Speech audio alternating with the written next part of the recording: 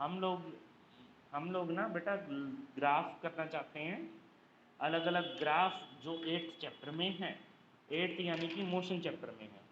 तो मोशन जो है ऑब्जेक्ट का वो बेस्ट रिप्रेजेंट होता है टाइम के अकॉर्डिंग, क्योंकि टाइम के अकॉर्डिंग जब कोई ऑब्जेक्ट मोशन में होता है तो या तो उसके डिस्टेंस में चेंज आता है या उसकी वेलोसिटी में चेंज आता है। तो डिस्टेंस टाइम और वेलोसिटी टाइम ग्राफ दोनों ही करने हमारे लिए ज़रूरी हो जाते हैं।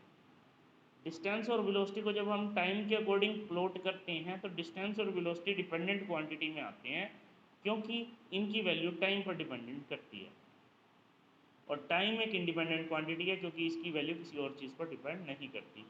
तो जब हम वेरिएशन देखते हैं ना किसी डिपेंडेंट क्वांटिटी का इंडिपेंडेंट क्वांटिटी के साथ, वेरिएशन देखते हैं जब हम किसी डिपेंडेंट क्वांटिटी का इंडिपेंडेंट क्वांटिटी के साथ, तो वो हमारा कहलाता है ग्राफ।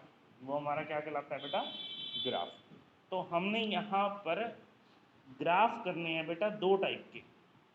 एक तो करना है ये velocity time graph, velocity time graph, और दूसरा हमने करना है distance time graph. So let us start. दोबारा समझिए, हमने कहा कि जो डिस्टेंस टाइम ग्राफ है स्टेशनरी बॉडी का, स्टेशनरी बॉडी का मतलब क्या है? उसने और डिस्टेंस ट्रेवल करा ही नहीं, टाइम के अकॉर्डिंग उसका डिस्टेंस नहीं बदल रहा, उसका डिस्टेंस फिक्स है। तो ये स्ट्रेट लाइन आता है, ये जो ग्राफ आएगा वो कैसा आएगा? स्ट्रेट लाइन आएगा parallel to time axis. Time axis ये वाली है, इसके पैरेलल एक्सिस आएगी straight line parallel to time axis. हाँ जी बेटा, स्टेशनरी बॉडी में कोई डाउट है किसी को? हमने क्या करा? हमने यूनिफॉर्म मोशन लिया। यूनिफॉर्म मोशन, यूनिफॉर्म मोशन कौन सा होता है? एक ऐसी बॉडी जो ट्रैवल करे equal distance equal time interval में, उसको हम कहते हैं यूनिफॉर्म मोशन। और यूनिफॉर्म मोशन में क्या आता है? स्ट्रेट लाइन ग्राफ आता है जिसके अंदर कांस्टेंट एंगल बनता है। मतलब जो ग्राफ है स्ट्रेट लाइन वाला, उसका एंगल बनता है नीचे वाले टाइम एक्सिस के साथ, नीचे वाले टाइम एक्सिस के साथ। इसका यूज़ किस में है बेटा? कैलकुलेशन ऑफ स्पीड में। Distance time graph for uniform motion helps us to calculate speed, because area under this graph हमें स्पीड देता है। एरिया जो है इस ग्राफ का हमें क्या देता है? स्पीड। अगर हम इस एक्सिस पर, अगर हम इस एक्सिस पर कोई भी ट्रायंगल बना दें तो जो डिस्टेंस एक्सिस के पैरेलल में होगी वो डिस्टेंस माना जाएगा, जो टाइम एक्सिस के पैरेलल में होगी वो टाइम माना जाएगा। हम दोनों को डिवाइड कर देंगे और हमारी स्पीड निकल आएगी।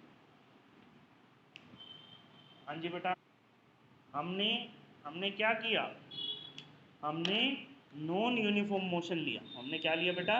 नॉन यूनिफॉर्म मोशन लिया। नॉन यूनिफॉर्म मोशन क्या है?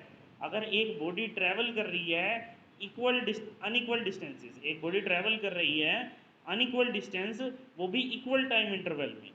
अगर एक बॉडी ट्रैवल कर रही है unequal distance equal time interval में, इक्वल टाइम इंटरवल इक्वल है, एक एक सेकंड का गैप है दोनों में, बट उनकी जो कंडीशन है वो अलग अलग है।